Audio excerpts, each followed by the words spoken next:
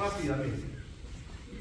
En realidad, la primera pregunta, por eso vine antes, porque la primera pregunta que me hago es, ¿hay alguna asociación entre la acción de corticoides y AINES? ¿Hay un mecanismo común? Y yo creo que sí lo hay. Lo que pasa es que no hemos sido lo suficientemente acuciosos para buscarlo.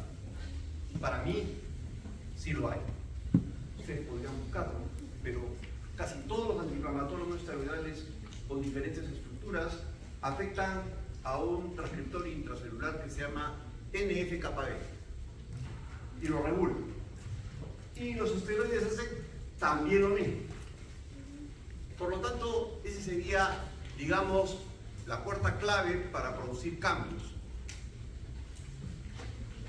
Los corticoides son moléculas compuestas por 21 carbonos derivados del ciclopentano penigrol 3, los que requieren de un OH en el carbono 11 para tener actividad.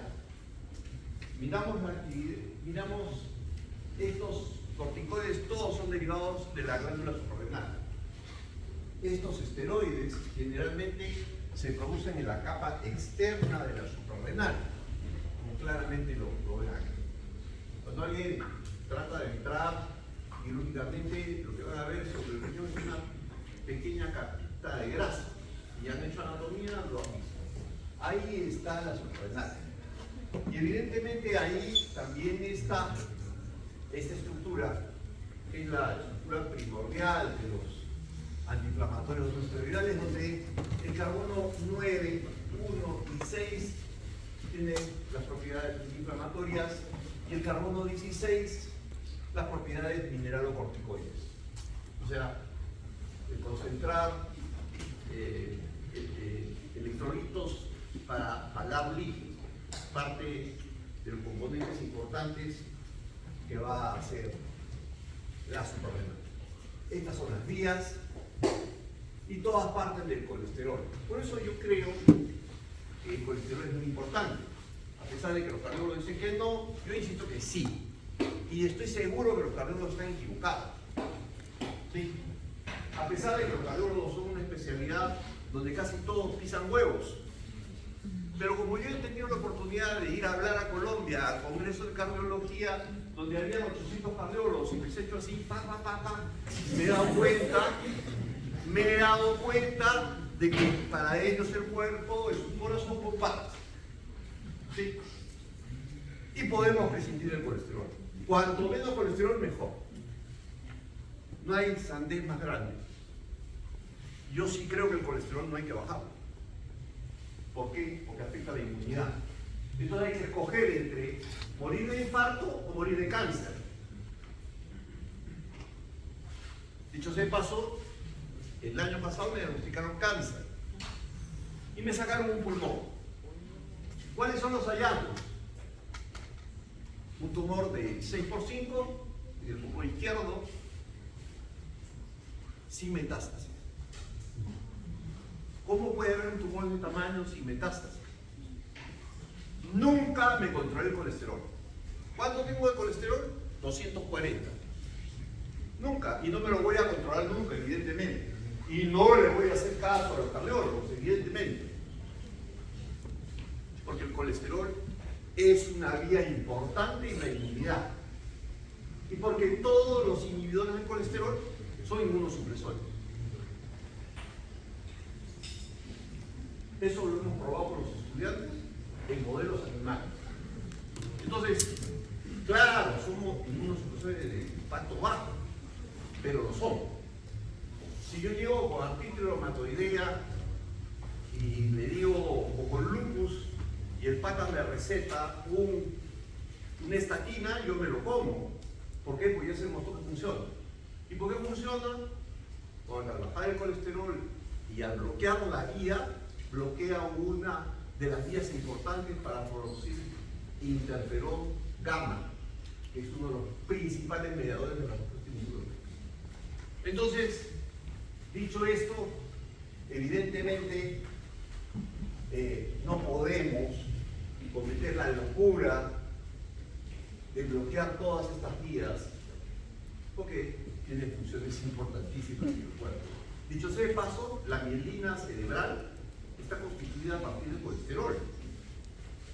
Y el cerebro es casi puro colesterol, igual que el hígado. Entonces, si le quitamos el colesterol, va a haber algunos que van a tener problemas cerebrales, como pérdida de memoria. Eso ya está descrito. ¿Sí? Bueno, como esta no es una clase de colesterol, esta es una simple referencia. Ok, entonces, ¿qué corticoides tenemos?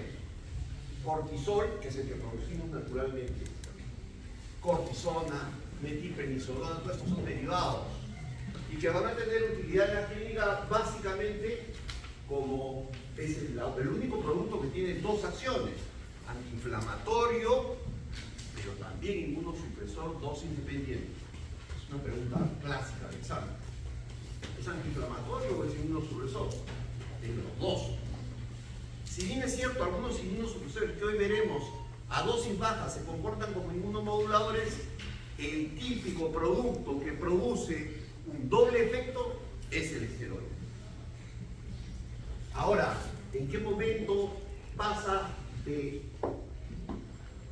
inhibidor de inflamación a inmunosupresor? Eso no lo sé. Y creo que todos los expertos que dicen no, 5 miligramos, 4, 3, mejor 1, solamente son expertos de papel, porque en realidad no sabemos cuál es el efecto. Yo nací, tuve bronconeumonía y me volví asmático. Y hace 20 años uso esteroides. Del 90 para atrás, el asma era un factor de protección para el cáncer. Del 90 para adelante, cuando se popularizó el uso de esteroides inhalados, pero es poquito, es a bajo nivel, son microgramos, no pasa nada. Eso no me lo creo porque la epidemiología demuestra que no es así. Que hoy el asma es un factor de riesgo para el desarrollo del cáncer. Ok, habiendo dicho eso, vamos a hablar de la farmacodinamia. En la farmacodinamia esto está animado, o sea, quiere decir que tiene temporización, lamentablemente. Bueno, hay dos mecanismos importantísimos en los esteroides. Uno, que es el efecto genómico. Quiere decir que el corticoide entra a un receptor intracelular, llega al núcleo y estimula lo que se llama la región de respuesta a esteroides y va a producir una proteína con efecto antiinflamatorio. En los libros de patología, los patólogos no son farmacólogos, por lo tanto tienen la libertad de decir tonterías. Hay tonterías en los libros de farmacología, de patología, que se refiere al mecanismo de acción y la supresión. Incluso en nuestros libros hablan de la supresión de síntesis. ¿Correcto? Pero hay que reconocer algo. Esta síntesis de neoproteínas es una familia de proteínas ligadas a calcio. ¿Sí? Y esa síntesis de proteínas ligadas a calcio son las que depletan sustrato en presencia, por ejemplo, de fosfolípidos. Sabemos que para producir mediadores inflamatorios necesitamos los fosfolípidos. Entonces, estos efectos genómicos de los esteroides son dos: el efecto de transactivación y el efecto de transrepresión. Por un lado, síntesis de proteínas antiinflamatorias. No voy a entrar en los detalles. Si alguien quiere los detalles, con todo gusto. Hay un modelo con biopsias humanas donde se probó que todo lo que se dice de esteroides no es verdad. Y hay una inhibición también de algunos genes, sobre todo de citoquinas, que tienen que se llama la transrepresión. Eso en cuanto a lo genómico. Este proceso, ¿cuánto dura? Entre 4, 5, 6 horas. Síntesis de proteínas nuevas. Entonces, cuando alguien llega con una reacción anafiláctica a una emergencia, algunos colegas que están en la calle le ponen corticoides inyectados intravenosos. Es una práctica errónea. Los esteroides no funcionan en una reacción anafiláctica en forma inmediata. Anafilaxis es sinónimo de adrenalina. Y como dicen bien los de la Academia Americana de Alergia e Inmunología, primero adrenalina, segundo adrenalina, si dudo, adrenalina. ¿Qué? ¿Ustedes creen que el médico no duda? Ustedes tienen un concepto equivocado. Creen que después de 7 años de medicina lo van a saber todo. Error. No saben un carajo, no saben nada. ¿Sí? Después de 40 años de médico o 30 años de médico, algo han aprendido. ¿Ya? Y cuando se enfrentan al paciente, los genios, porque acá hay un genio, pues, ¿no? Que hacen de todo. No voy a mencionar nombres, pero hay algunos que publican en SIDA, en tuberculosis, no tienen especialización. Esos señores se van a Estados Unidos y tienen su currículum 500 publicaciones. Algunos de otras universidades famosísimos, pero no tienen una línea temática. Eso los mata. ¿Por qué los mata? Porque si tú haces demasiadas cosas y que mucho abarca, poco aprieta.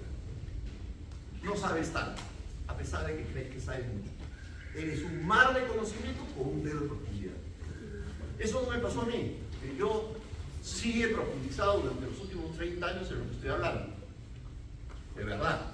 Puedo tranquilamente reescribir todas las tonterías que hice en los libros de farmacología.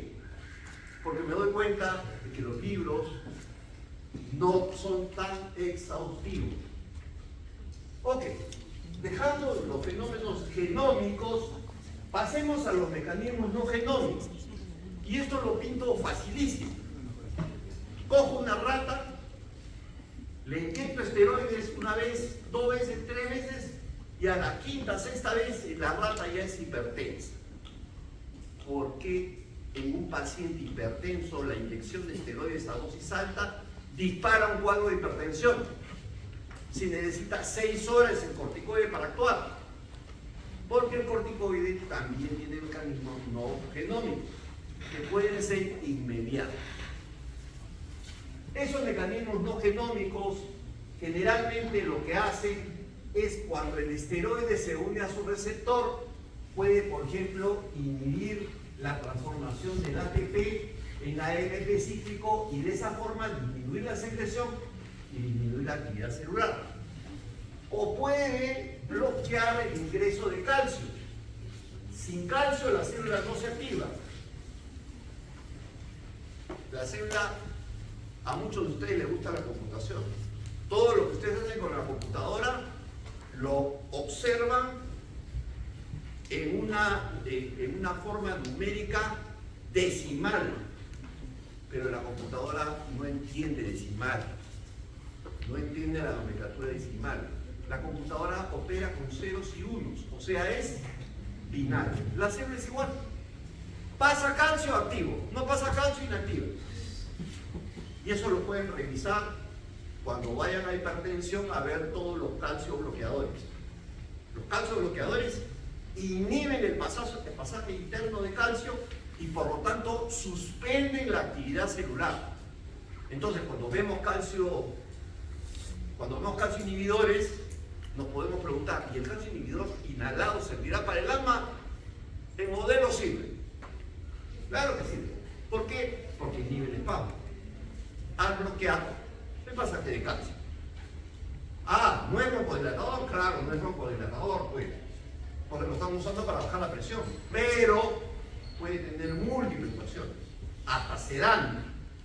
¿Por qué? Porque la transmisión nerviosa requiere de hiperpolarización y también eso requiere ¿de qué? De calcio. Ok, habiendo pasado de eso, continuamos. Esto es una manifestación observable en estudios clínicos, donde a gente que se le inyecta, por ejemplo, betametasona y presenta congestión nasal, podemos ver que a poco tiempo, 150 minutos, 240 minutos, al compararlo con placebo, el esteroide sí produjo disminución de la resistencia de pasaje de aire por rinomanometría. O sea, midiendo el flujo de lo que sale por la nariz.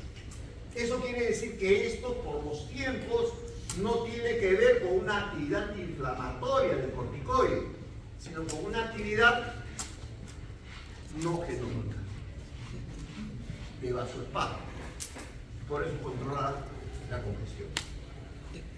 Y por eso eleva la presión. Ok, fármacos y médicos. La absorción es rápida, casi todos, y completamente absorbidos, excepto la DOCA, el acetato de deoxicorticosterona, transportado por la transcortina, la proteína, albúmina y 20% en forma libre, que es la fracción que realmente va a tener actividad. Metabolismo y eliminación por enzimas hepáticas, conjugación y excreción por orina, parcialmente secretado como 17 cetoesteroides y con una vida media del cortisol de 1.5 horas. El cortisol es el esteroide que nosotros producimos.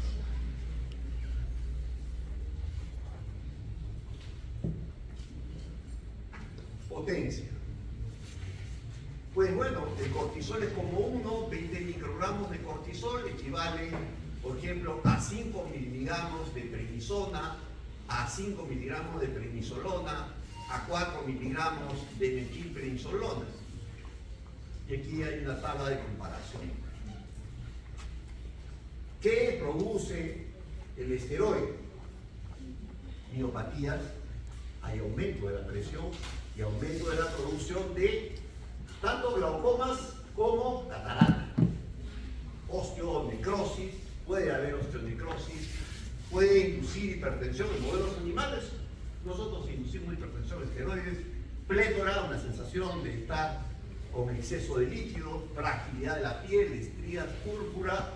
Eso yo he visto mucho, el exceso de esteroides nos lleva a eso, a la famosa acumulación de grasa, lo que llaman como río búfalo, edema, hiperlipidemia, síntomas psiquiátricos, particularmente euforia.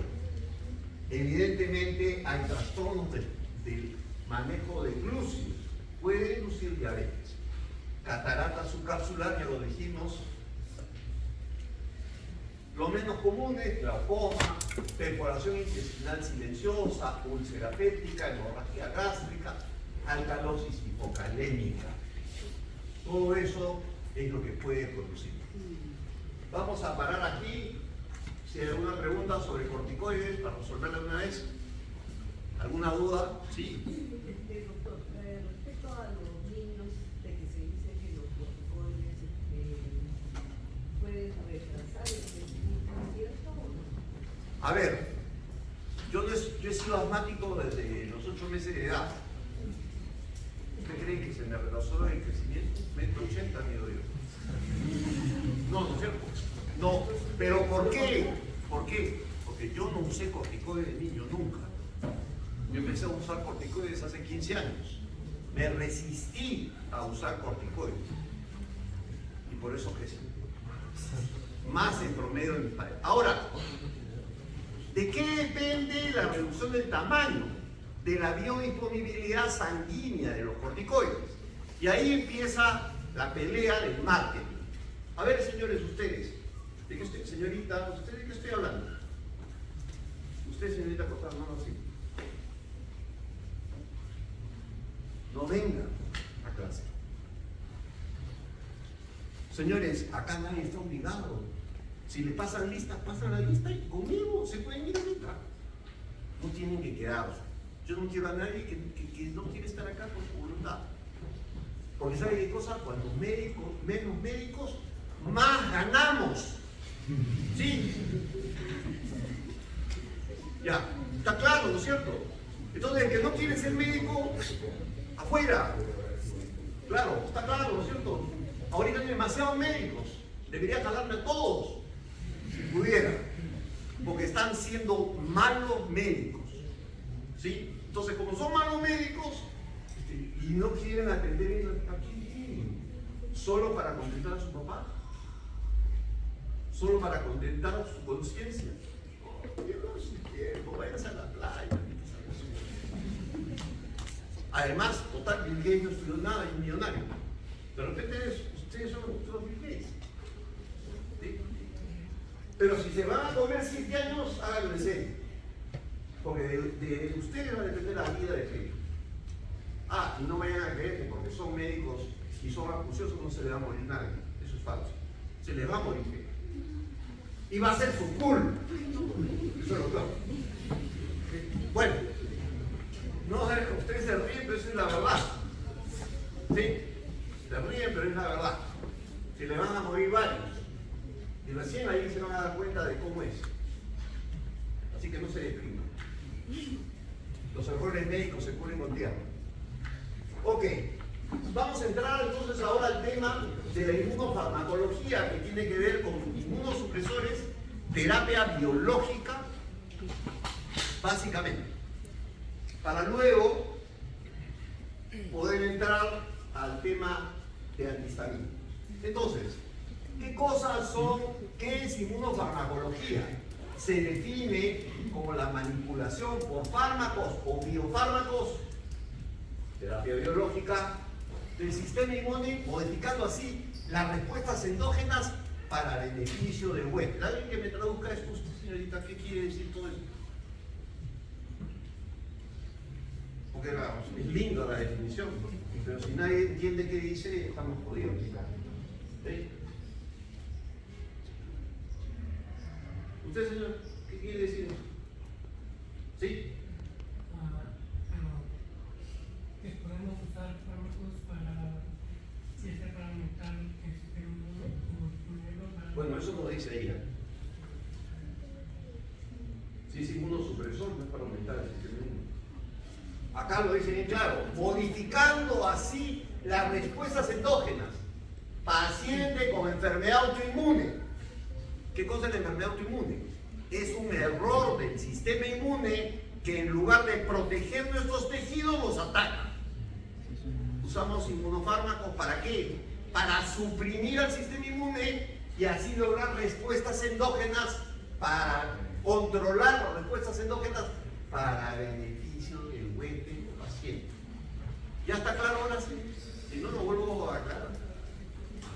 ¿Okay?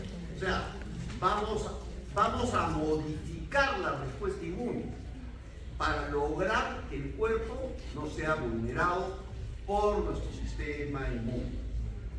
¿Ok? Entonces, el sistema inmune, que yo supongo que ustedes en fisiología ya lo recontra estudiaron, o sea, ya saben cuánta subpoblación de NK hay, saben que existen linfocitos T, helper 17, T helper 23, ya saben todo. Yo lo doy por sentado, evidentemente. Por eso es que la clase es muy cortita, porque supongo que ustedes ya saben inmunología. El ABAS ya lo comieron todo, ya lo digirieron y ya saben. Pero como estoy seguro que no saben, porque los colegas que dicen saber tampoco saben, yo fundé la especialidad de inmunología y alérgica clínica. Fue la primera especialidad del año. Entonces, evidentemente, yo fui, antes de dedicarme a la inmunología, fui aprendiz de inmunología. Cuando tenía 18. Y he pasado tengo 70, he pasado 50 años leyendo inmunología. Entonces, algo he aprendido. ¿Sí? Algo, porque tengo que utilizar materia. Entonces, como algo he aprendido en 50 años, creo que es importante que todos ustedes cojan un libro de inmunología y se ilustren. Porque si ustedes pasan a ser médicos sin conocer nada, ustedes van a ser uno más de los que están en el hospital haciendo tonterías. ¿Sí? O en las postas, o en donde sea.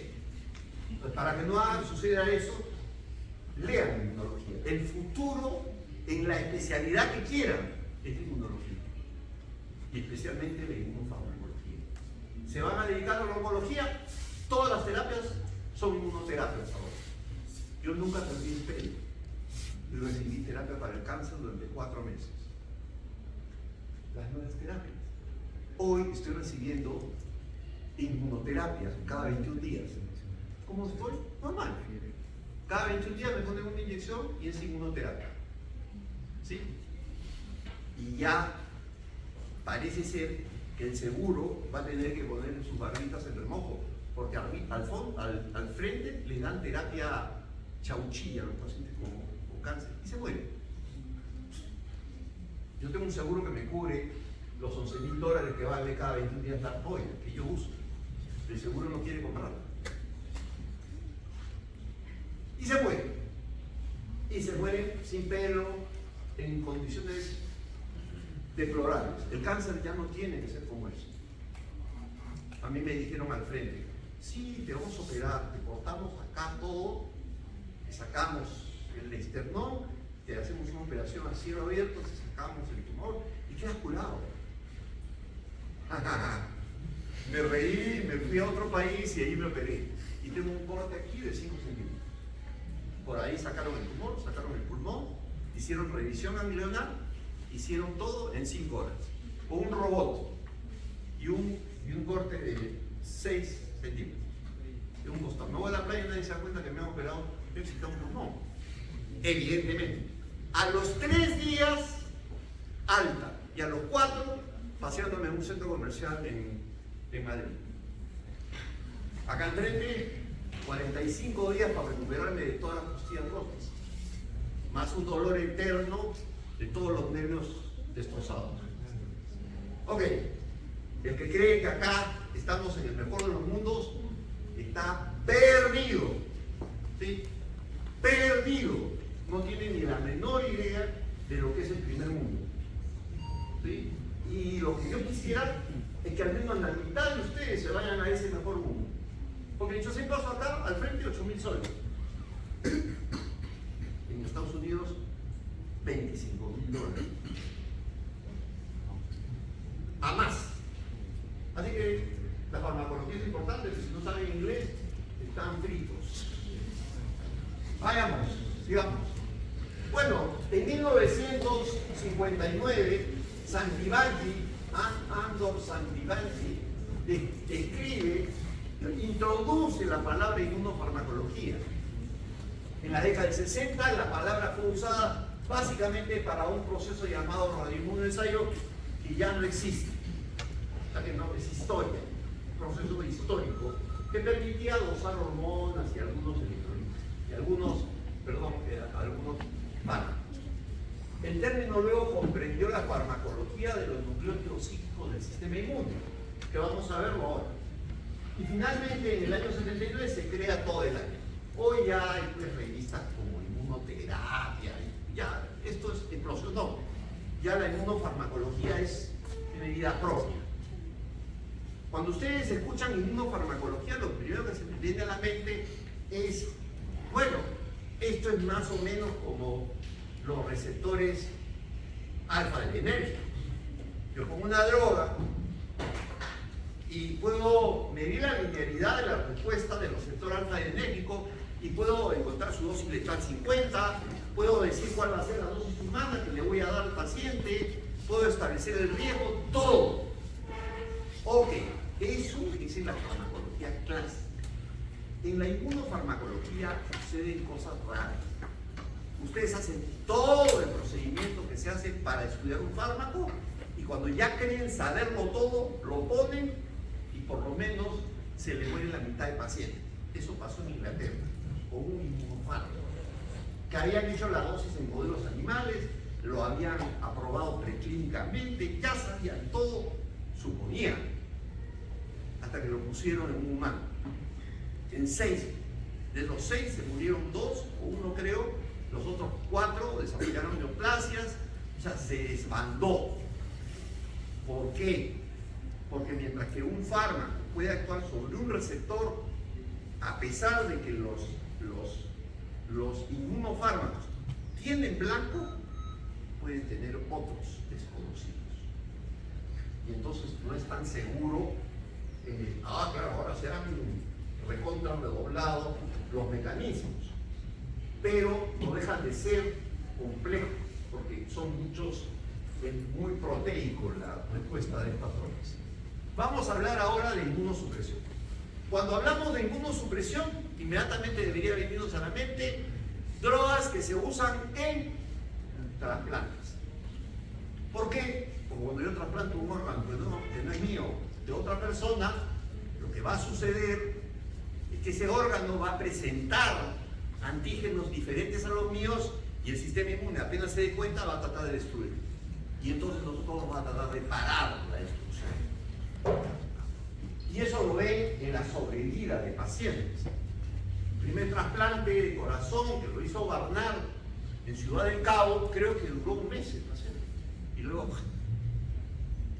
Y luego el siguiente duró un poco más, hasta que empezaron a desarrollarse los inmunosupresores, los que hoy se usan en cócteles. Entonces, hoy la seguridad de poder poner un trasplante es muy, pero muy alta. Vale decir, hoy trasplantamos, ponemos drogas y el órgano prácticamente no se rechaza. ¿Dónde hay problemas? En el trasplante de médula ósea. Ahí sí todavía la cosa no camina tan bien con los inmunosupresores. Porque trasplantar un órgano, ok, normal. ¿Por qué trasplantar médula ósea es tan problemático? ¿Por qué? A ver, gente inteligente, para algunos inician, todavía el desayuno no ha llegado a su cerebro. A ver, el grupito ese que está allá, alguno que conteste, ¿por qué trasplantar médula ósea entonces sería un problema? A ver, usted señor que quiere levantar la mano, ¿por qué? Porque estamos trasplantando un sistema inmune. Lo primero que hago para yo trasplantar médula es matar toda la médula del paciente, cojo médula y se la implanto. Estoy trasplantando un sistema inmune. ¿Y qué va a suceder? No es que el cuerpo va a rechazar al sistema inmune, no. Es que el sistema inmune, si no le gusta ese cuerpo, lo va a destrozar, ¿sí? Y lo va a rechazar. Ese es el problema, todavía no existe. Así que no todo es perfecto. A la luz de todos los avances que hay, sigue habiendo problemas. Bueno, cuando ustedes van al frente a ver un trasplante, lo primero que van a notar es que el paciente empieza a recibir inmunosupresión antes de recibir el órgano. ¿Por qué? Por algo muy simple. Las respuestas inmunes primarias son más fácilmente suprimidas que las secundarias. Si yo trasplanto y se genera memoria de rechazo, eso va a ser más difícil de anularlo. Pero si yo anulo la respuesta primaria, el rechazo se minimiza. ¿Correcto? Entonces, en el -2 empieza a darse, salvo que esto haya cambiado, en el -2 o en el -1 el paciente empieza a recibir inmunosupresión para prepararlo para el trasplante. Lo trasplantan y puede tener más éxito por este principio. Los inmunosupresores tienen diferentes efectos en diferentes reacciones inmunes, pero son más exitosos en las respuestas primarias. O sea, ¿qué es una respuesta primaria? Supongo que eso al menos lo sabrán. Y cuando yo expongo a un antígeno al cuerpo, voy a generar una respuesta.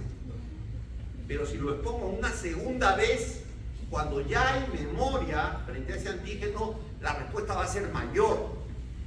Por eso es necesario suprimir la respuesta primaria en el trasplante. La supresión más probable sucede si la terapia empieza antes de la exposición al inmunógeno. ¿Cuál es el inmunógeno? El órgano. ¿Okay? Veo algunos con unas caras de extraviados. ¿Sí? No se extravíen, tienen que ir a leer después.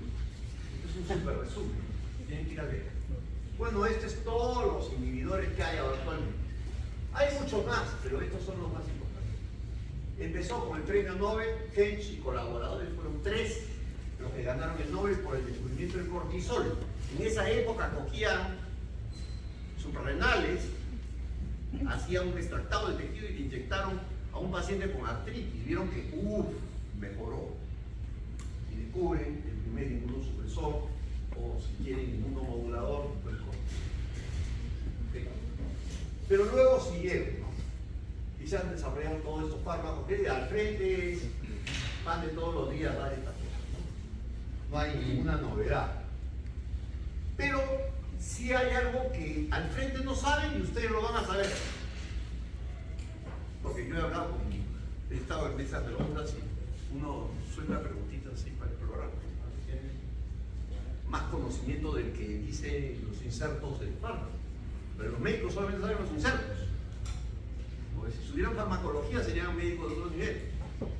Ya les voy diciendo, esta área del conocimiento de la farmacología es lo que constituye la base de la terapia. No saben farmacología, no saben terapia. Es la cosa, construye la base sólida para una terapia. ¿Correcto? Entonces, si no hace bien su farmacología, no van a ser buenos médicos desde el punto de vista terapéutico.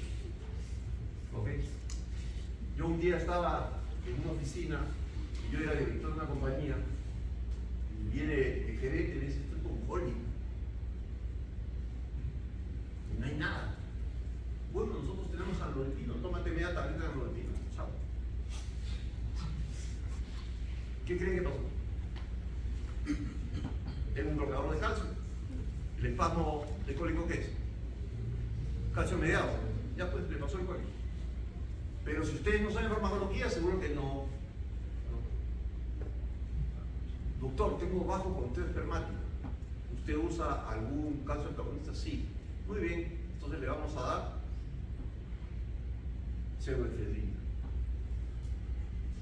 Dilata el vaso deferens y aumenta el volumen espermático. La pseudoefedrina que se usa para la corrección nasal aumenta el volumen espermático. ¿Está bien? No lo sabe. Así que la farmacología barre con todo. Y si barre con todo, es una herramienta fundamental en la terapia. Ok, entonces, los inmunosupresores se diferencian de los antiinflamatorios que presentó el doctor por algo muy concreto. Los inmunosupresores actúan sobre las células T y B. Y los antiinflamatorios actúan sobre la inmunidad innata, mastocitos, eosinófilos, neutrófilos, macrófagos, NK y células citotóxicas. Esa diferencia, si ustedes lo encuestan, van a encontrar que ni los reumatólogos tienen claro cómo es eso. Una droga que tiene actividad antiinflamatoria e inmunosupresora, dosis dependientes, son corticoides. Entonces, si le dan poquito, van a actuar sobre la inmunidad innata.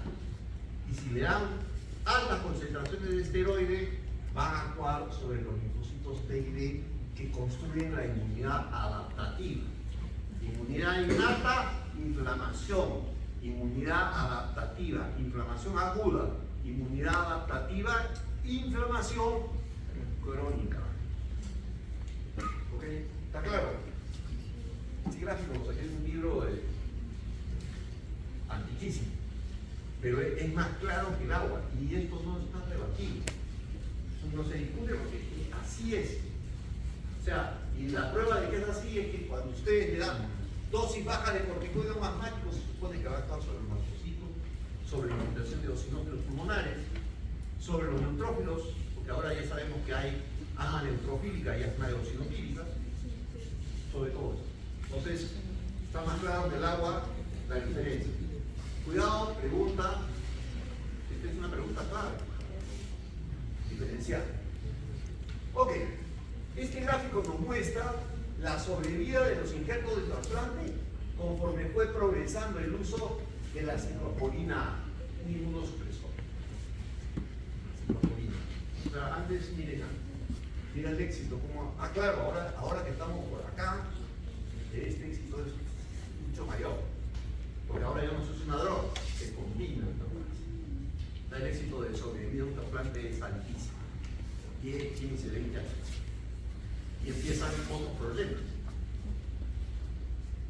De hecho, empiezan otros problemas. Cuando el trasplante no es para toda la vida, para comenzar.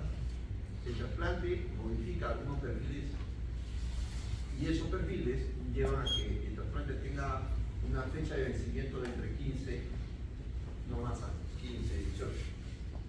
Ya ese tema no lo voy a tocar. Entonces, los inmunosupresores se diferencian de diferentes agentes. Agentes que actúan en la activación inicial, es decir, en la presentación antigénica. Agentes que inhiben la síntesis de citoquinas. Sabemos que muchas enfermedades autoinmunes, inflamatorias, producen grandes concentraciones de citoquinas. Y algunas que no son enfermedades inflamatorias autoinmunes también, como por ejemplo el COVID, que produce una tormenta de citoquinas. Agentes que inhiben la síntesis de citoquinas. Agentes que inhiben la transducción de la señal para citoquina. No inhiben a la citoquina, sino la transducción de la señal. Agentes que inhiben la síntesis de nucleócidos y finalmente agentes que afectan la diferenciación linfocitaria. Acá está el tingolimox. No lo voy a tocar porque es una cosa muy exótica, ni siquiera se usa en Perú, pero lo cito ahorita. Tingolimox. Ok, entonces vayamos con la primera. Entonces, agentes que inhiben la síntesis de citoquinas tienen metabolización por el citocromo 3A4. Dos drogas, yo diría tres: ciclosporina A, tacrolimus y pimecrolimus. Yo lo he puesto porque no hay en Perú y es solo para uso tópico. Ahora, estas dos drogas se pueden usar en trasplante, pero esta droga en particular, el tacrolimus, tiene dos versiones: a dosis alta para trasplante y a dosis bajísima para uso tópico. Ahora me preguntarán, ¿cómo a dosis para uso tópico? Para usarlo en enfermedades de la piel que, por ejemplo, podrían ser la dermatitis atópica severa. La modulación produce la limpieza cutánea de estos pacientes. Entonces se puede usar en pomada y de hecho lo venden en crédito. Entonces, la ciclosporina A es un decapótido, acá es una U, cíclico de 1.2 kilodaltos, obtenido en un hongo, el tolipoclavium inflatum. Inhibe las células T impidiendo la formación de interleuquina 2, 3, 6 y 7 e interferón gamma. Eso quiere decir que tiene un perfil bastante importante.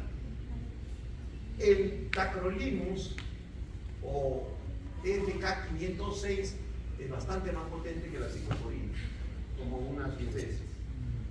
Macrólido policíclico obtenido del Streptomyces succubaensis. Este Streptomyces se encontró en la ciudad de Tsukuba, en Japón. ¿Sí? El Streptomyces succubaensis. Streptomyces es un hongo. Todos son hongos. ¿Sí? Son hongos. Este y este son hongos. Inhiben la producción de células T de interleucina 2, 3, interferón gamma, entre 10 a 100 veces más potente. Su uso, psoriasis, pero trasplante también. Todos estos son drogas para el trasplante. Vamos a ver. Acá tenemos la ciclosporina, es un producto cíclico. Estos son un poco emparentados con los macrólidos. Cuidado, ¿va? El tacrolimus, otro cíclico, y el pimecrolimus, que no lo he tocado aún. Pero ahora voy a entrar a un cuadro general para explicar cómo funciona. La farmacodinámica de estos productos es como sigue. Tienen una célula T, tienen el receptor de la célula T, tienen el antígeno presentado. Y una vez que se ha producido la presentación, sucede algo adentro. Ya lo dije, para que se active la célula T, ¿qué va a pasar? Liberar calcio, correcto. El calcio activa a la calmodulina. Activa ¿a quién más? A la calcineurina A y B. Y a una familia de proteínas llamadas inmunofilinas. Se forma un complejo. pentamélico con calcio, carnodulina, calcineurina A, calcineurina B e inmunofilina. Este complejo tiene actividad de fosfatasa, o sea, quita fosfatos y agarra a un factor transcripcional llamado NFAT, o sea, factor nuclear de activación de la célula T fosforilado, y lo defosforila, activando al factor NFAT. Ese se va al núcleo y es responsable de la síntesis de la citoquina. Ahora, vamos a verlo en difícil. No se rayen que esto es recontra fácil. Claro, el gráfico ataranta un poco. Bueno, acá está, ¿de dónde sale la palabra tacrolimus?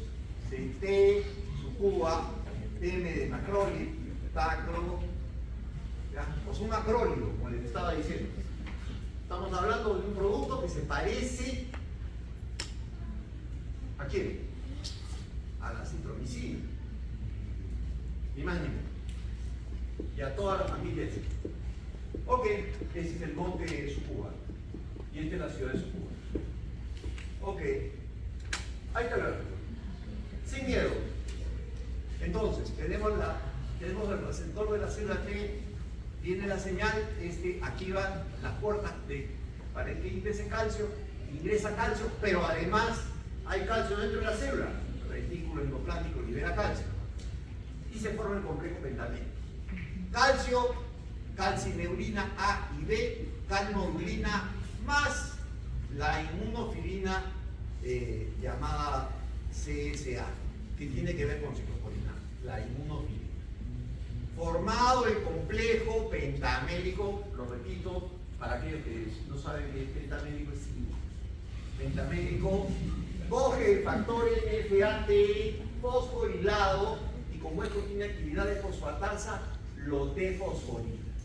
Este factor activado entra al núcleo y produce la síntesis de citoquina. Más fácil, la tabla de 2.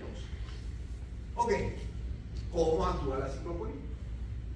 Para que se forme el complejo pentamélico tienen que estar presentes las inmunofilinas. O sea, la calcineurina, la ciclosporina la secuestra. Ya no hay complejo pentamélico, ahora es un complejo tetramélico. ¿De cuánto?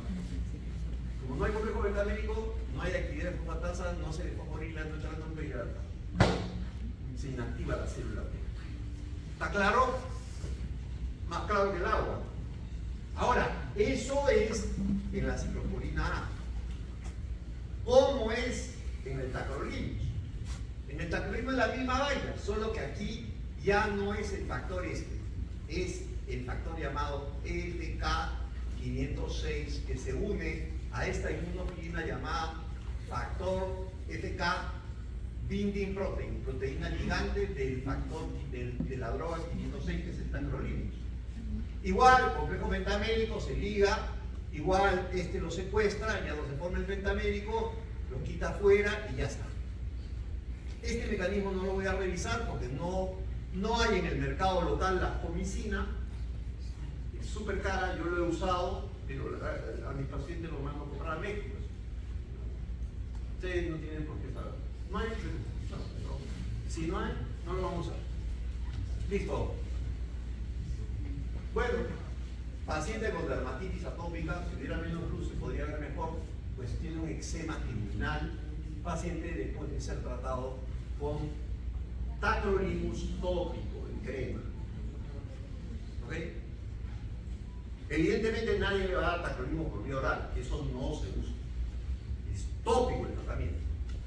Si vemos el tejido, si vemos también el eczema en niños, ¿sí? Con crema al 0.3%, el eczema, sobre todo en flexuras, es muy típico del paciente con eczema tópico. Finalmente, después de 12 semanas de echarse la cremita, ya el paciente está bien. Pero las manifestaciones son de la inmunosupresión son brutales. Es una piel enferma. Miren el grosor que tiene. Y Y eso es porque el estrato germinativo empieza a replicarse de manera brutal y empieza a toda la piel a descascarar y a hacer eczema. Y después del tratamiento, miren, ya encuentran un grosor de la dermis normal. ¿Ok? Entonces, estos inmunosupresores pueden ser inmunomoduladores. Eso es un ejemplo de que sirven como inmunomoduladores. Ok, sigamos. Siguiente agente que inhibe la traducción de la señal de citoquina. Acá hay un agente muy curioso que es la rapamicina o sirolimus. Es sacado del Streptomyces cynocopicus, otro hongo para aclarar. No inhibe la síntesis de citoquinas. No la inhibe, pero lo que inhibe es el ciclo celular. Ya la célula no se puede replicar. Es más o menos lo mismo. ¿Ok?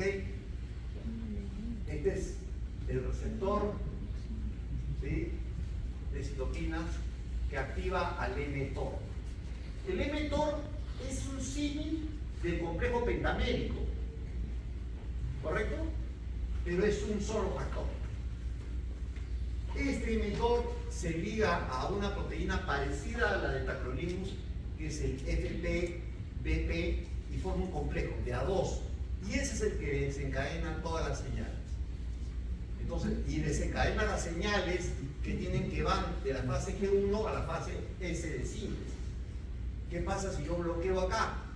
O sea, el sirolimus se une aquí, secuestra a la inmunofilina, impide su unión con mTOR, y mTOR no hace todo lo que hace. ¿Qué hace mTOR? Transcripción de proteínas ribosomales.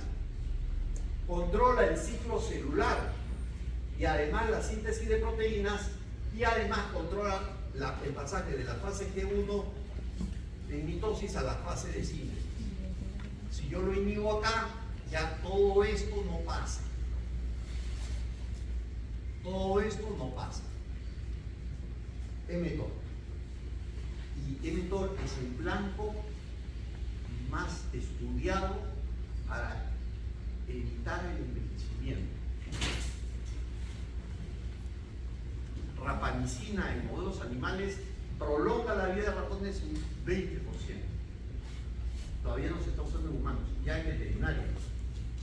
Perro que tiene hipertrofia prostática, camina así, ya no le hace gusto a la perrita, nada. Le dan su rapamicina y en 6 meses vuelve nuevamente al ruedo. Conclusión, en modelos animales ha funcionado, en humanos. Hay un doctor que se apellida Grillo, que ustedes lo pueden ubicar en internet, que tiene 2.000 pacientes que están consumiendo esto. Este es un inmunosupresor. Lo curioso del caso es que este inmunosupresor tiene esa conducta hormésica. A dosis altas suprime y a dosis muy bajas estimula. O sea, tiene una conducta hormésica. Eso es lo que me lleva a la conclusión de que mTOR es un blanco para no envejecer, suprimir el mTOR. Curiosamente, toda mi vida me he dedicado a suprimir el mTOR. Y mi tumor solo tiene mutado el mTOR. Y lo más curioso es que esto no es un blanco terapéutico. Vale decir, yo no puedo mandar el tumor suprimiendo eso. Mi tumor no tiene blanco terapéutico. Sería maravilloso que tuviera, pero no lo tiene. Ya le hicimos toda la genómica del planeta y no lo tiene. Así que este es el responsable de mi tumor. Aunque no lo crea. Bueno, el araba. El araba o leflunomida es un derivado del isoxazol, es un citostático antiproliferativo. El mecanismo de acción inhibe la transducción de la señal de citoquina. ¿Cómo lo hace? De forma muy simple. Leflunomida suprime a 2 tirosinas quinasas, la LCK y la FIN y SAP70 quinasa. Al suprimir estas quinasas, evidentemente el receptor de la célula T tiene que activar esto, igual que el CD4, el linfocito T, para que esto active la vía de liberación de calcio para formar carboglobulina, esto se lo saben de memoria. Carboglobulina, calcineurina A y B, calcio, el complejo pentamérico, para que pase todo esto tiene que haber calcio, pero si yo bloqueo estas quinasas no se produce toda esta vida. Como una anécdota y apunte al margen, en seres humanos la mutación del SAP70 o del FIM llevan a una enfermedad por inmunodeficiencia grave primaria, con ausencia de CD4 y presencia de CD8. Entonces, si eso pasa en seres humanos, esta droga lo imitaría. ¿En qué se usa? Enfermedades autoinmunes. Esto poco se usa en trasplante, nada para enfermedades autoinmunes. Y además la leucemia ya tiene drogas de segunda y tercera generación derivadas de esto. Bueno, agente que inhibe la síntesis de nucleósidos, el micofenolato de mofetil. Para mí esta droga es fabulosa. Una larguísima experiencia con el micofenolato. Somos patas de hace años. Derivado de una variedad de hongo penicilino es el 2-morfolinoetílico del ácido micofenólico. Esto es una cosa un poco más sofisticada, porque para inhibir la síntesis de nucleósidos lo que en realidad hace es inhibir reversible y no competitivamente la deshidrogenasa del monofosfato de inosina. Acá no lo van a entender, pero como esto tengo que ponerlo para que lo lean, porque si no, ¿qué les pregunto? Vamos al gráfico. Vamos al mapa, como decía nuestro expresidente Belaúnde, el presidente que nunca conocieron ustedes todavía. Ok, el 5-fosforribosil 1-fosfato se transforma en inosina monofosfato. Este daría de la síntesis de purina.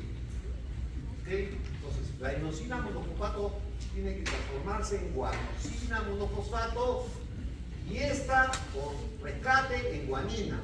Y la guanina tiene que formar ADN. ¿Correcto?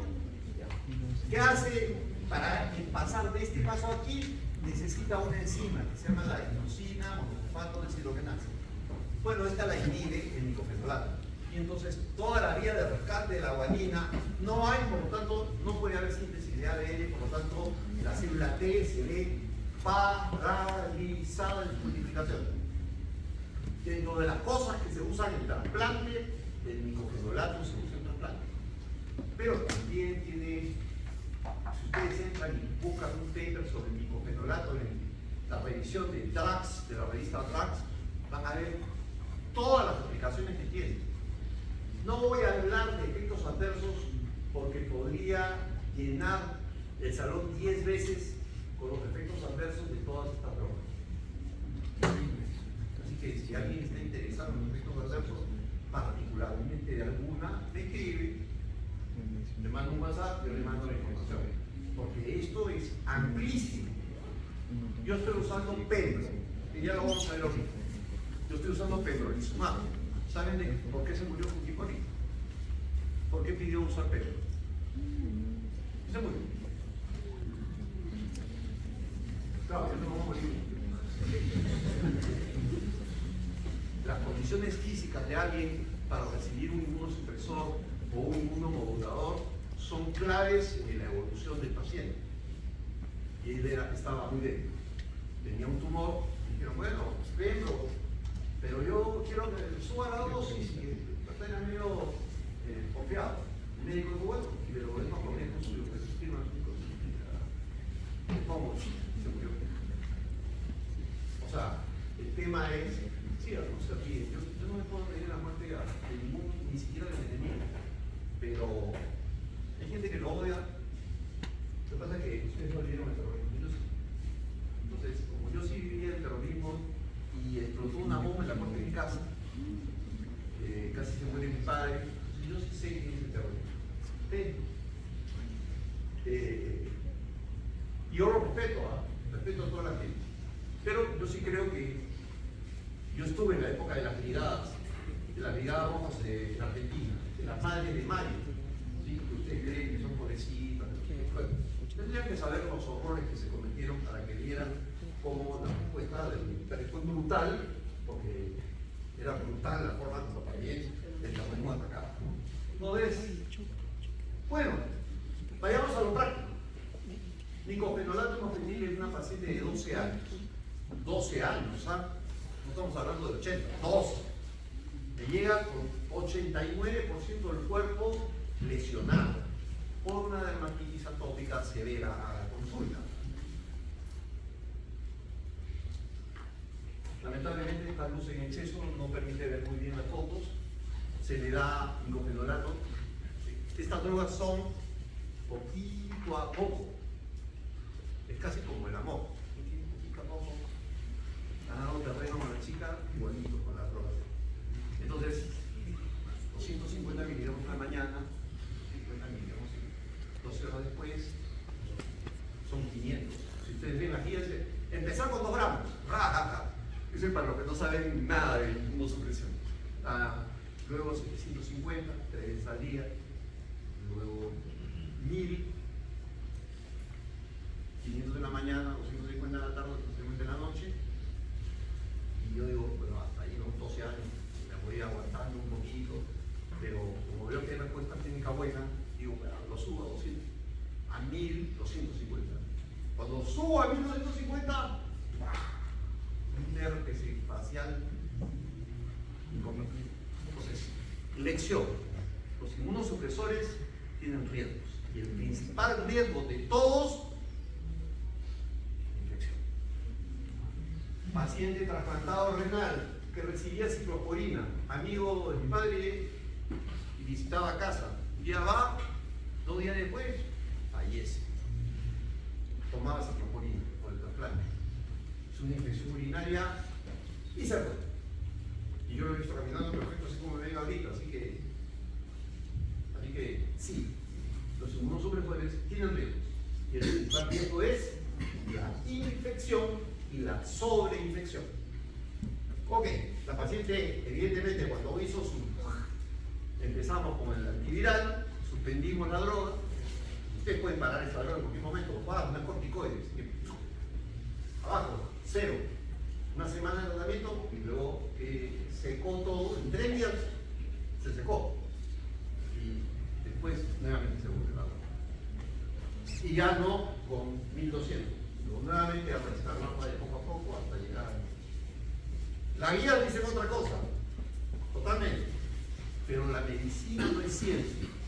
A todos ustedes creen que van a terminar como científicos, porque algunos de la asociación de estudiantes se creen científicos. Se creen, pero no lo son. Porque la ciencia es diferente que la medicina. Ustedes acá, como decía Unamuno, y se lo repito, la universidad no enseña ciencias, sino asignaturas, que es cosa muy distinta. Son las conclusiones frente a los métodos. Es el gato en el plato en vez de la liebre en el campo. Ustedes, 7 años comiendo gato en el plato.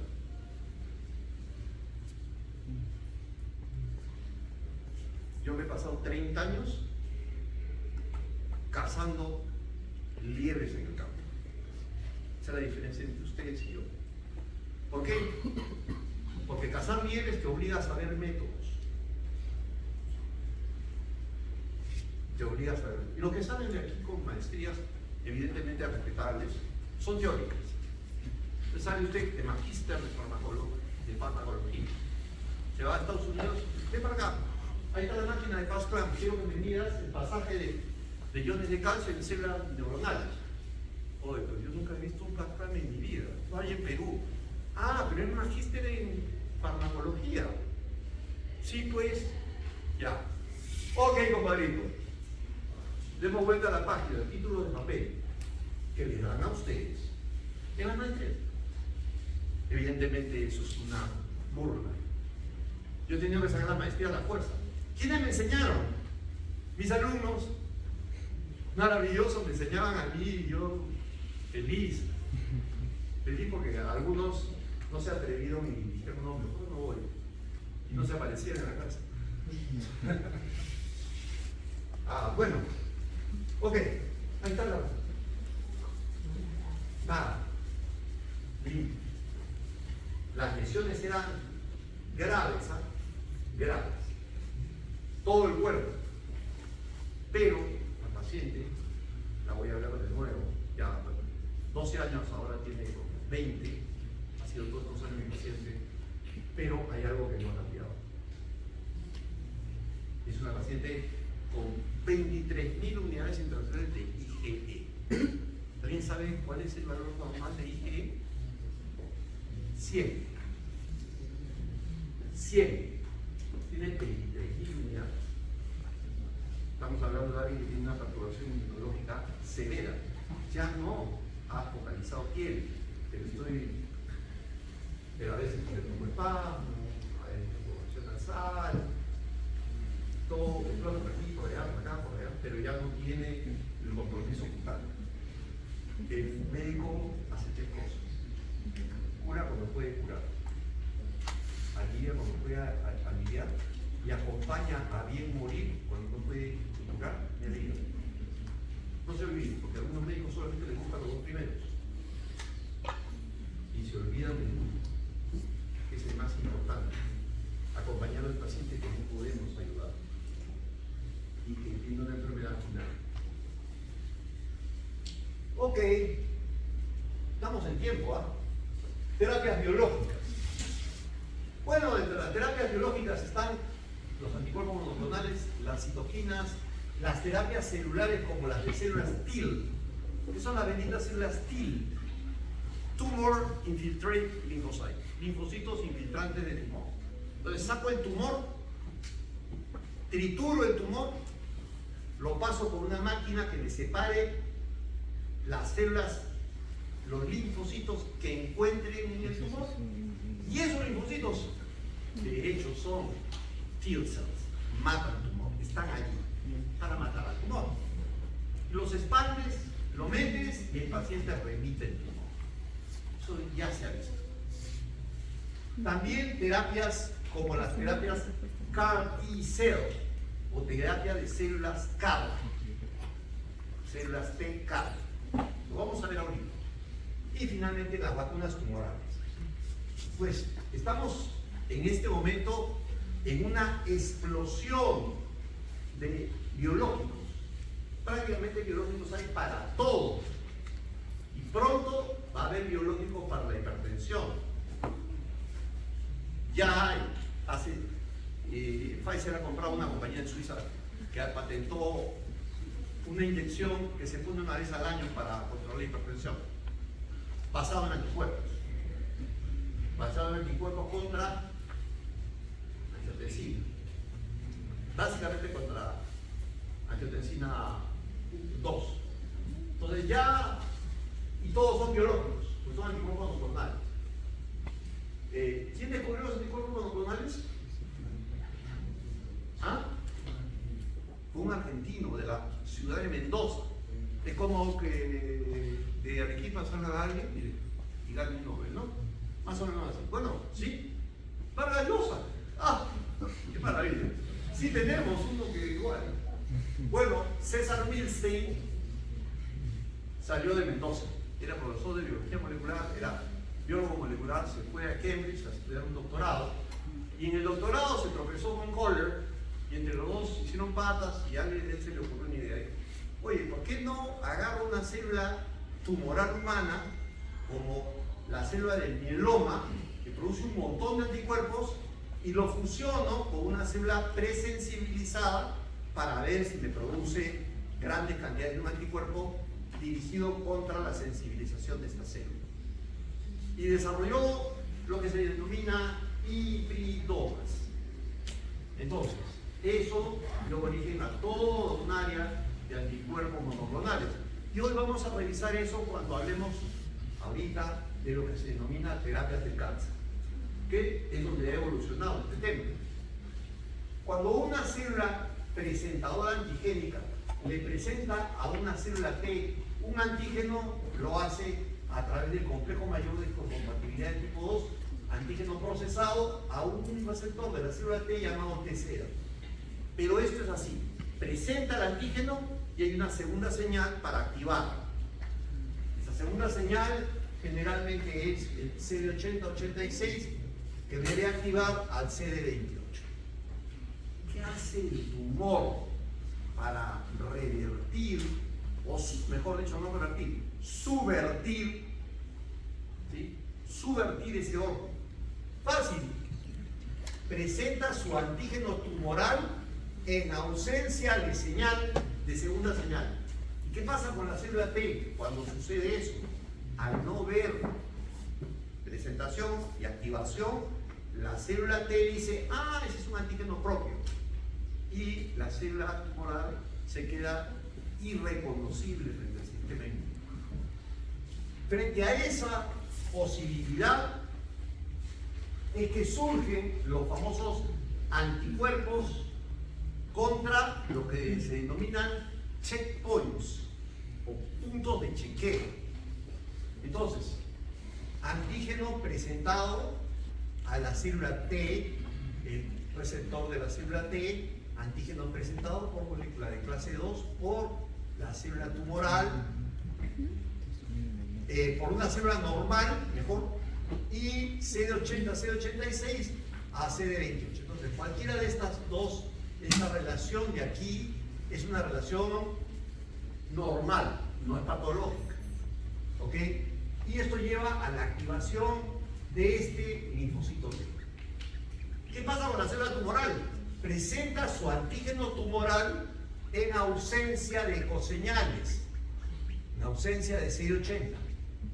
¿Y qué va a suceder? Que, o en presencia de CD80 con activación de esto que se llama CTLA4, que es un receptor de supresión. Suprime a la célula T y la célula T no reconoce el tumor. Igual sucede con PD1. Entonces, bueno, si ya sabemos que hay estos checkpoints, puntos de chequeo que usa el tumor para suprimir la inmunidad, usemos drogas que suprima a estos receptores. Y surgió entonces estos inhibidores de CTLA4 como el ipilimumab y el tremelimumab. No tengo experiencia con este, pero también surgieron los inhibidores de PD1, como el Pembro, que es el que yo uso, y el nivolumab, que son inhibidores de PD1. ¿Sí? Y los inhibidores de PDL1, que es el receptor, el ligando, que es el atezolizumab y el durvalumab. Estos de aquí no los conozco, yo tengo experiencia recibiendo el otro. Una inyección, 20 minutos. Lo voy a mirar. Cada 20 minutos. No se me cae el pelo, no he perdido peso, no tengo náuseas, no tengo vómitos, no tengo nada. Claro, todavía. Posibilidades de que aparezca enfermedad autoinmune, sí, me han aparecido manchas de hipopigmentación, como un pequeño pitíligo, bueno, aquí, uno. Y puede estar blanco, ya, el efecto de la droga. Y en la primera colocación o en la segunda, hipertiroidismo. Me fui volando al hipertiroidismo. Y después de eso, al hipotiroidismo. Hoy estoy con hipotiroidismo en tratamiento oral. ¿Por qué? Con TSH de 145. Si le preguntas a un endocrino, de repente cuando dices TSH de 145, el endocrino se dispara, porque nunca he visto un TSH así. Tengo un TSH de 145, no, ahora no ya. Ahora lo tengo creo que en 25, pero he usado casi 4 meses el hormona. Lo que quiere decir que sí produce autoinmunidad, la droga. Que no es inocua. Esto no es inocuo. Calculo que una persona de 80 años, o 90 o 85, que le produce un hipertiroidismo severo, lo mata. Pero bueno, esto es lo que hay. Es terapia biológica para el cáncer. Vamos a las terapias de CAR T-cell. Rápidamente, pues nos queda una hora. En las terapias de CAR T-cell lo que se saca es un linfocito T y con gran astucia, con ayuda del profesor Rosenberg, se desarrolló ingeniería del receptor de la célula T. A ver, esto es más o menos así. Primera señal, reconocer el tumor. Segunda señal, activar la destrucción del tumor. Por eso el tumor no quiere la segunda señal. Produce una señal de inhibición. Entonces dijeron, oye, pero esto es bien simple. En lugar de tener una primera y una segunda, montemos esta segunda señal en la primera, reposteando la estructura del receptor. Y entonces, apenas contacta el tumor, ¡pam! Muerto. Terapia carnicera. Terapia carnicera. Entonces, esto es lo normal. Presentación o estimulación. Este es el tumor, presentación sin coestimulación. ¿Qué cosa hacemos? En primera generación era producir una señal y una segunda señal para una célula antigénica de presentación, para hacer que esta también se active contra el tumor, pero esto no funciona bien. La segunda ya empezó a funcionar bien, que es la señal, la primera señal de contacto y la señal coestimuladora ensamblada. Hoy eso ya se ha publicado en lo que se denomina el CAR T-cell de tercera generación, con el ligando, primera y segunda señal y la señal pi de activación. Entonces ahora el linfocito T, una vez que le reacomodan la estructura del receptor, lo clonan en miles y se confunden muy fácil. ¿Funciona? Bueno, a veces funciona. Eso quiere decir, pero con buena perspectiva, a veces funciona, ¿no? Pero a veces se da una terapia CAR T-cell y el paciente remite, pero vuelve a venir. Entonces, yo tengo un amigo que es oncólogo, que es justamente el que me sigue a mí, que vive en Chicago, y me dijo, bueno, acá yo tengo pacientes que han hecho CAR T-cell una vez, funcionó a medias, se tuvo que rehacer la ingeniería del receptor, y se hizo una segunda terapia CAR T-cell, y funcionó también a medias, tercera terapia CAR T-cell, y ya está en la cuarta terapia CAR T-cell. Lindísimo. Respuesta maravillosa después de 4 terapias. ¿Cuánto vale la terapia CAR T-cell? $500,000 cada sesión. ¿Ustedes tienen algo sencillo? Son $2 millones. O sea, si a mí tuviera que ponerme CAR T-cell, voy a morir. Definitivamente no tengo cómo pagar. Ok, entonces, ya lo tenemos claro, ¿no? Ok, qué lamentable, no sé qué pasó, tenía un slide, ¿qué pasó? No está. Bueno, tenía un slide donde se veía el PET scan de un paciente, todo lleno de... La anterior. ¿Ah? Una antes. Ah, acá está, perdón. Como me centré en esto, ¿dónde lo he puesto? Ya, bueno. Acá está, miren. Todo lleno de tumores. Esto es un linfoma de célula P Burki. Estamos hablando de un tumor muy agresivo. Y después de la terapia con CAR T-cell, esto ya se ha repetido N veces en el mundo. ¿Sí? Ya se ha visto. Ahora, ¿podemos hacer en el Perú CAR T-cell? Parece que sí. Y podría no costar. Porque con $10,000 monto un laboratorio para CAR T-cell. ¿Con quién? $20,000. O sea, no está caro. Si saben biología molecular, 20,000, tal vez 30, y pueden montar un laboratorio CAR T-cell. Así que si pueden hacer una pollada gigante, una pollada para nuestro laboratorio de CAR T-cell, podemos hacer esto si quieren. Ustedes se ríen, pero si supieran los contactos que tiene esta universidad, pues.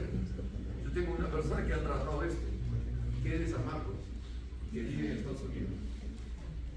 Bueno, este es el descubridor de la CAR T-cell, Steven Rosenberg. Ok, ahora entramos a los anticuerpos monoclonales. Y volvemos. Bueno, los anticuerpos monoclonales ya les conté la historia. Son anticuerpos que reconocen un solo epitope. Cuando hablo de un solo epitope, quiere decir que reconocen, digamos que este es el antígeno, reconocen solo un epitope. ¿ok? Tienen alta especificidad sin variación, alta afinidad sin variación, producción en gran cantidad, claro. Ustedes tienen una célula tumoral que la han funcionado como una célula de vaso que ya está presensibilizada, van a tener una producción salvaje de anticuerpos y alto costo de exploración. Bueno, esto no me lo creo. Le pongo un ejemplo. La dermatitis atópica tiene como base la presencia de algunas citoquinas que están aumentadas en su producción. Y eso es en humanos y en perros. Un perro de un amigo, yo no tengo animales en casa, pero un perro de un amigo va al veterinario y dice, sí, tiene dermatitis atópica, hay que ponerle este monoclonal para la dermatitis una vez al año. Monoclonal, anti-interleuquina 33. No hay para humanos todavía eso, ¿eh? Ya. Entonces, ¿cuánto vale la ampolla del monoclonal? 75 soles. ¿Cuánto vale mi ampolla? 11.000 soles. $11.000, no soles, dólares. ¿No creen que podríamos hacer monoclonales por 80 soles, 100 soles, 200 soles? Yo creo que sí. Pero bueno, a los malditos pobrecitos, los progres pues le generan un mercado especial de 75 soles. Yo me quedé asombrado, o sea, que yo quisiera tener un anticuerpo anti-L33 para darle a mi paciente que cueste 80 soles, ya que cueste 200 soles. Pero los anticuerpos monoclonales para tratar esa enfermedad, que es el omalizumab y el dupilumab, están bordeando los 50.000, sobre todo el dupilumab, $50.000 el año para terapias. O sea, hay problema con el costo de estas cosas. Ok, y tienen generaciones. Cuando terminan en OMAP, es todo el ratón. Cuando terminan en CIMAP, es 65% humano y el resto de ratón. 35% de ratón. Humanizado en casi el 90% humano y finalmente el que es completamente humano. Hay de todo esto. Vamos a ver un poquito de lo que yo tengo experiencia, porque algo he visto de esto. Yo lancé el primer anticuerpo monoclonal en Perú, cuando era director del laboratorio Shea. Y se lanzó para artritis reumatoidea.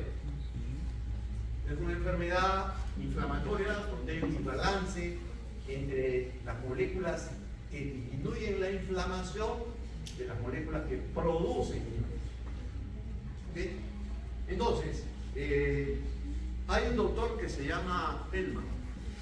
En el año 1993, en el Kennedy and Terence Institute de Londres, este doctor creó un primer anticuerpo monoclonal contra una citoquina inflamatoria. Para eso el pata lo primero que hizo fue coger todas las citoquinas y estudiar la cantidad que se producían en el líquido sinovial de modelos animales y de pacientes y ver qué actividad tenía. ¿Okay? Así de simple. Feldman y Henry. Doso todo en líquidos sinoviales para pacientes con artritis y encuentro que el TNF-alfa es el que está más aumentado, es proinflamatorio y le hago un ensayo clínico y pruebo que sí tiene relación con la enfermedad de artritis reumatoidea. Y luego lo hizo también con el beta, la interleuquina 1P. Entonces, escogió esto todo y dijo, me voy por el TNF-alfa. Y produjo el primer anticuerpo que era con el laboratorio Biogen que se llamó infliximab. Bueno, el TNF-alfa pues tiene N cantidad de actividad. Y este es el primer anticuerpo infliximab, que es un anticuerpo quimérico bovino, todo esto que ven acá es de ratón humano. Acá hay 2575.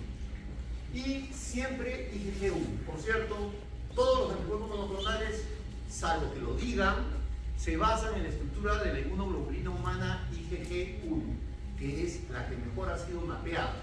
que tiene todas las posiciones de todos los aminoácidos en esta inmunoglobulina. Ok, y luego el segundo desarrollo, que es el etanercept. El etanercept ya es otra concesión. Esta proteína no existe en el cuerpo, el otro sí. El otro es un anticuerpo, modificado, pero es anticuerpo.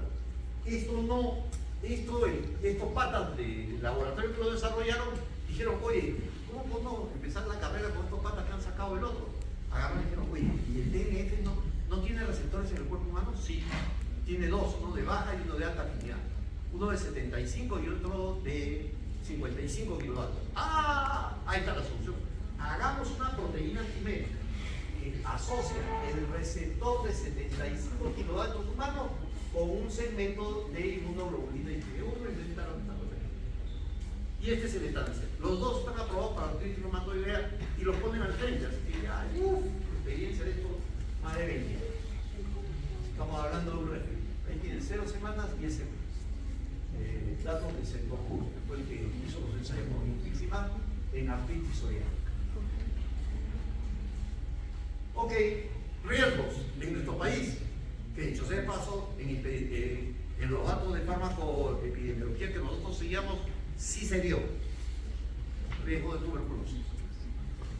¿Por qué? Porque el TNF a nivel pulmonar protege el pulmón del desarrollo de tuberculosis. Si ustedes usan algo que bloquea, también. Claro, no es tan grande, miren. En los ensayos, 170.000 expuestos, 82 tuberculosos, 9 con esclerosis múltiple y 4 con neuritis. Esto es en el infliximab. En el etanercept, 104.000 pacientes, 11 con tuberculosis, 8 con micobacteria típica, 14 con esclerosis múltiple y 3 con neuritis. Y la población, y la incidencia en la población es 8.2 por cada 100.000. Si es 8.2 por cada 100.000, en 200.000 sería como 16.4. Acá sobre 170 y 82. Sí predispone a la tuberculosis. ¿Quedó claro? Habiendo dejado todo esto claro, pasamos a la siguiente clase. Vamos a hablar de